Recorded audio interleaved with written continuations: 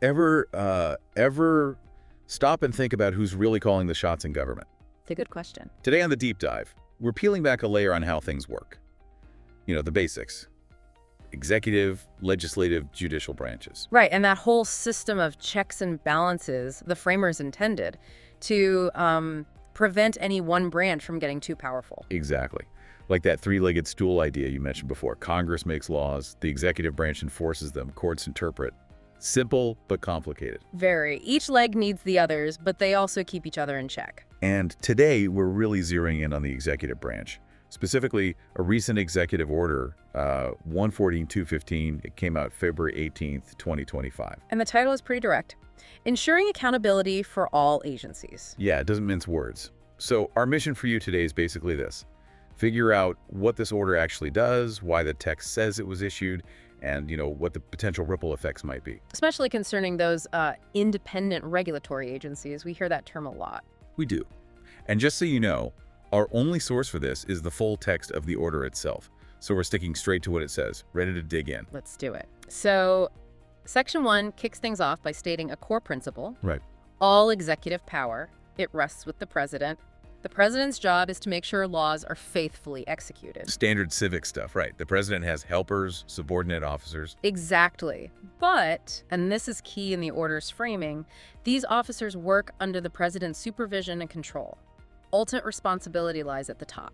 Which, makes sense organizationally. The order emphasizes that this accountability, the president's accountability to the voters, is crucial, along with separation of powers, independent courts. But then it raises a concern. It suggests that maybe in past administrations, these independent regulatory agencies have been operating with minimal presidential supervision. That's a pretty direct statement. Minimal supervision. So the worry expressed is what, exactly? Well, the order argues that these agencies think EPA, maybe the SEC, agencies with real regulatory teeth haven't been sufficiently accountable to the president. And therefore indirectly not accountable enough to the public. That seems to be the logic presented, yeah.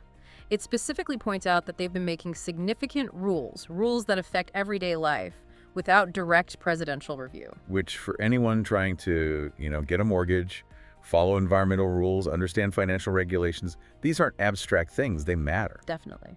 The order suggests this lack of oversight leads to a kind of fragmented approach to law enforcement and, well, weakens accountability overall. So the stated goal, the purpose laid out right there in Section 1, is to improve how the executive branch runs. And boost the accountability of these regulatory officials. How? Through more presidential supervision and control. Okay, so how does it propose to do that? What's the big mechanism? It's a major policy shift laid out right there. All executive departments and agencies, and this is the crucial part, including these so-called independent agencies, they now have to submit all their significant regulatory actions, both proposed and final, to OIRA.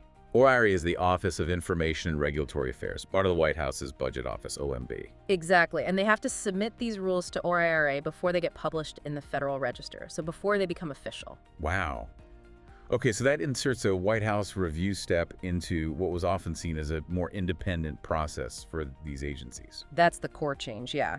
It could mean rules align more with the president's agenda, but, questions arise about political influence versus agency expertise. So who exactly gets caught in this net? The order defines some key terms, right, to make the scope clear. It does. Section 2, it defines employees by pointing to the legal code 5 U.S.C. 2105. Standard stuff. Okay. Then it defines independent regulatory agency also by citing the law 44 U.S.C. 35027. But the exceptions are really important here. Ah, right. Who isn't covered by this full OIRA review? The big one is the Federal Reserve. Specifically, the Board of Governors and the Federal Open Market Committee, but only when they're conducting monetary policy. So setting interest rates, managing money supply that remains independent of this specific review process? Seems so. But the exception doesn't cover the Fed's other job, supervising and regulating banks and financial institutions. Those actions would apparently fall under this order. Interesting distinction. Protecting core monetary policy independence, maybe. That's likely the rationale, given the sensitivity around monetary policy. Makes sense. What other definitions are key? It defines independent regulatory agency chairman, covering agencies with single heads or multi-member boards. Gotcha. And then a broader term, head of an independent agency, which includes chairs, directors, anyone in charge.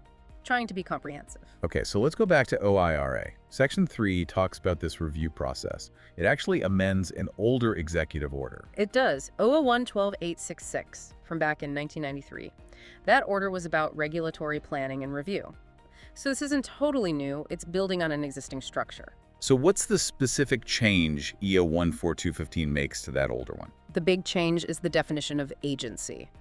It now specifically includes the Federal Election Commission, the FEC, dealing with campaign finance. Okay.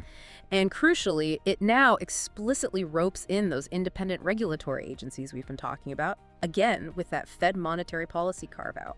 So they are formally pulled into the OIRA review process for their significant rules. That's the takeaway. Their proposed and final rules go through this White House gatekeeper now. How's that supposed to work logistically? Are there new procedures? The order says the director of OMB, the Office of Management and Budget, will provide guidance on implementation for these independent agencies. So the details are still coming from OMB. Right, but the timeline is pretty fast. Agencies need to comply within 60 days of the order, or when OMB issues guidance, whichever comes first. So they want this moving quickly. Seems that way. No long phase-in period mentioned. Okay, beyond just reviewing the rules, the order also talks about performance, evaluating the heads of these agencies. Yes. Section 4. The OMB director gets another job, setting performance standards and management objectives for the heads of independent agencies.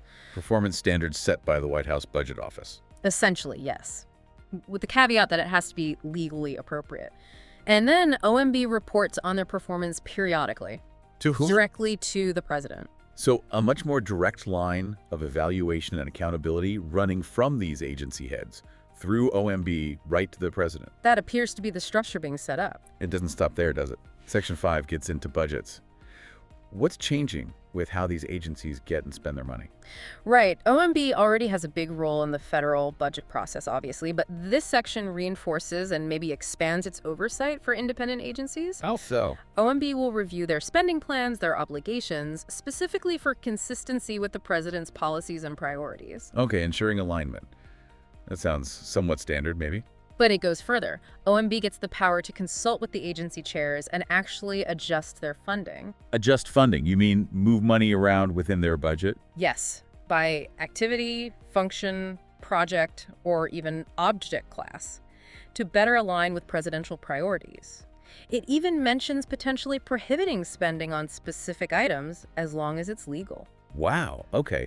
That's potentially a very powerful lever, affecting not just the rules they make, but what they can actually do with their resources. It definitely strengthens OMB's hand, and by extension, the president's influence over agency operations. And there's more on coordination too, right? Section Yeah. 6. It's not just OMB review. Correct. Section 6 mandates more direct consultation.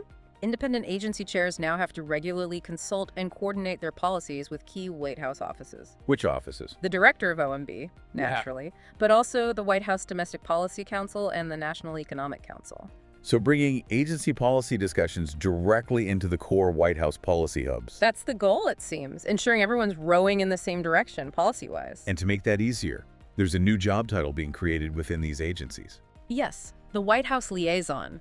Each independent regulatory agency has to establish this position. A White House liaison. What kind of position is that? The order specifies it's a GS-15 level job, which is fairly senior, and it's in the accepted service, Schedule C. Schedule C appointments are typically political appointees, right? Closely tied to the administration. Often, yes.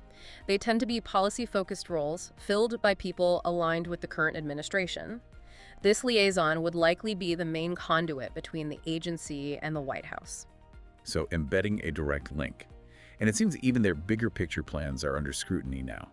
Strategic plans. That's also in Section 6. Agency strategic plans, the ones they develop under the Government Performance and Results Act, have to be submitted to the OMB director. Submitted for what? Just review. For clearance, Yeah. before they can be finalized. So OMB gets a chance to weigh in on and potentially shape the long-term strategic direction of these agencies. Okay, this is really adding up to a significant consolidation of oversight. Now, there's also a section 7 that sounds pretty fundamental about interpreting the law. Yes, Section 7 is quite striking. It states very clearly that the authoritative interpretations of law for the entire executive branch come from the president and the attorney general acting under the president. Authoritative interpretations. Yeah. Meaning their view is the official view. And it's controlling. It's binding on all executive branch employees in their official duties. So if an agency lawyer, or even the agency head, has a different legal interpretation, too bad. Essentially, Yeah. the order explicitly says no employee can advance a legal interpretation as the U.S. position if it contradicts the president's or AG's opinion. And that applies to everything. Regulations, guidance documents. Regulations, guidance, even litigation positions in court, Yeah. unless they get specific authorization otherwise. That seems aimed at creating a very unified legal front across the entire executive branch, directed from the top. That appears to be the clear intent, yes. Centralizing legal interpretation. Okay. And finally, Section 8 wraps things up with some standard legal language, general provisions. Pretty much. It includes things like severability. If one part is struck down by a court, the rest should ideally stand. Standard stuff. It says the order doesn't eliminate existing legal authorities agencies have. It has to be implemented consistent with the law and available funding. Right.